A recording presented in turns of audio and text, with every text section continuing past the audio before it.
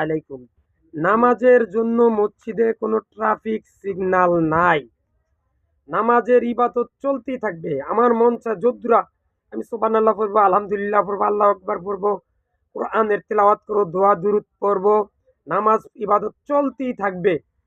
কোনো বন্ধ নাই। আমার যা ইচ্ছা তাই আমি ইবাদত বন্দেগী করবো কোরআন এবং সহিহ হাদিসের আলোকে। কোনো সিগন্যাল বাতি থাকবে না, লাল বাতি থাকবে না। যেই মুহূর্তে নামাজ পড়া যাবে না, কেনই সিগন্যাল বাতি? আপনি আমাকে নামাজের ভিতরে সিগন্যাল বাতি দেওয়ার কে আপনি? রাসূল সাল্লাল্লাহু আলাইহি সাল্লাম যখন খুতবা দিতেন তখন এক লোক আসার পর রাসূল সাল্লাল্লাহু আলাইহি সাল্লাম খুতবা অবস্থায় বলছিলেন, এ তুমি কি ঢুকছো? তুমি কি ২ রাকাত নামাজ পড়েছো? জি না।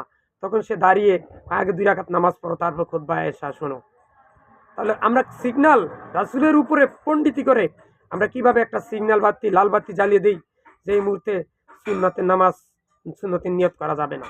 জি না, এবাদত চলতেই থাকবে। আমার মন চায় আমি আগে মসজিদে ঢুকে ঢুকে ২ রাকাত নামাজ পড়বো। এরপরে যখনই ফরজ নামাজ বা খুতবার দেওয়ার সময় হয়ে যাবে তখন আমি খুতবা শুনবো, আমার নামাজ পড়া বন্ধ করে দিব।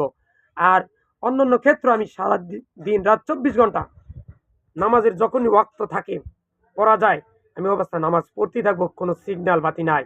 যখনই ফরজ নামাজ ইমাম সাহেব দাঁড়ায় যায় তখন আমার সব ইবাদত বন্দেগী বাদ দিয়ে আমি ফরজ নামাজে দাঁড়িয়ে যাব। এটাই হচ্ছে সঠিক কথা।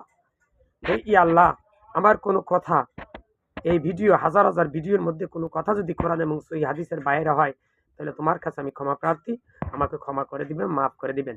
আর ভাইরা, আমার কোনো ভিডিও এবং এই ভিডিওর মধ্যে যদি কোনো কথা কোরআন এবং সহিহ হাদিসের বাইরে হয় তাহলে আমার কথাগুলা দেয়ালে ছুঁড়ে ফেলে দিবেন, মানবেন না। কারণ কি, যেটা কোরআন এবং সহিহ হাদিস আসছে সেটাই মানবেন। ভিডিওটা বেশি বেশি করে শেয়ার করুন, ৫ ওয়াক্ত নামাজ পড়ুন, সন্তানকে মাদ্রাসা পড়ান, তাকে কোরআনের আলেম, হাফেজ, মাওলানা, মুফতি, মুহাদ্দিস বানান। শিরক, বেদাত, কুফরি মুক্ত মাদ্রাসায় ওস্তাদের কাছে আপনার সন্তানকে ভর্তি করিয়ে দিবেন। হাতে কাজ, মুখে লা ইলাহা ইল্লাল্লাহ, এটা চলবে। ৫ ওয়াক্ত নামাজ পড়বেন, সবাইকে নামাজের জন্য দাওয়াত দিবেন। সামনে যারই দেখা হয় তাকেই বলবেন যে ভাই নামাজ পড়তে চলুন, হাতে কাজ, মুখে লা ইলাহা ইল্লাল্লাহ পড়ুন এবং সন্তানকে পর্দার ভিতরে রাখবেন। বেদাত, শিরিক, কুফরি, গীবত এগুলা করবেন না। হাতে কাজ, মুখে কি লা ইলাহা ইল্লাল্লাহ, এই জন্য বলছে লা ইলাহা ইল্লাল্লাহ পড়তে হবে। ফিলিস্তিন স্বাধীনতা দান করো ইয়া আল্লাহ, কাশ্মীরের স্বাধীনতা দান করো। ইহুদি, খ্রিস্টান, বৌদ্ধ যারা মুসলমানদের উপর অত্যাচার করে তাদেরকে তুমি থামাও। যদি তাদেরকে না থামাও, তাদের ভাগ্য যদি থামানোর সিস্টেম না থাকে তাহলে ধ্বংস করে দাও। আমিন।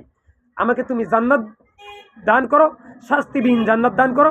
মৃত্যুর সময় মুখে লা ইলাহা ইল্লাল্লাহ পড়ে মৃত্যুবরণ করেও।